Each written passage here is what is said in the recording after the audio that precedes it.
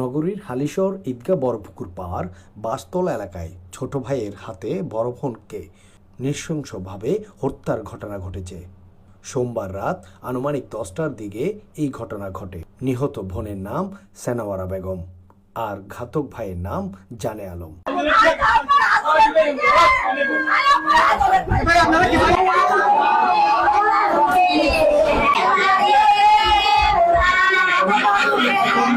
জানা গেছে বোনের বাড়িতে ঢুকে স্বর্ণলঙ্কার ও টাকা পয়সা ডাকাতি করার সময় বোন বাধা দেওয়ায় তাকে কুপিয়ে জখম করে বোরকা পরে পালিয়ে যাওয়ার সময় এলাকাবাসীর হাতে রক্তাক্ত শরীরে আটক হয় ঘাতক ভাই জানে আলম।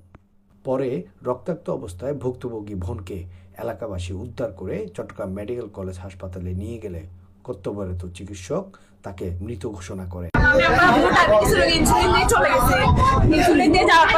বাসায় থাকবো, একটু অ্যালার্ট থাকিও।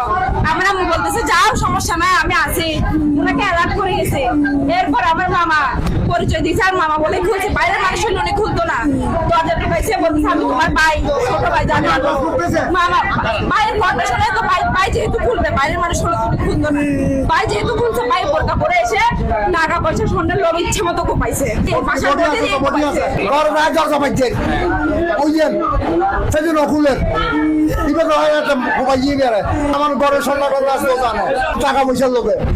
অফিস থেকে বাসায় আসছি, অনেক মহিলা মানুষ বাসায় দেখছি, দেখে তাড়াতাড়ি ঢুকে দেখছি বডি পড়ে আছে ভিতরে।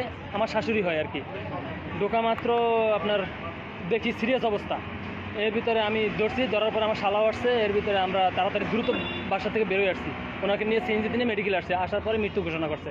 মাথায় কোপের দাগ আছে অনেকগুলো, এখানে কোপের দাগ আছে, এদিকে ছোটো মোটো অনেক জায়গায় কোপের দাগ। টাকা পয়সা যাই জিনিস এরকম, ঘরে তো টাকা থাকে সবসময়।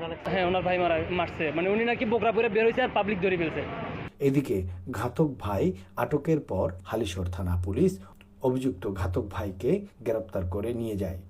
ঘটনা তদন্তের স্বার্থে পুলিশের পক্ষ থেকে আনুষ্ঠানিক কোনো বক্তব্য পাওয়া যায়নি।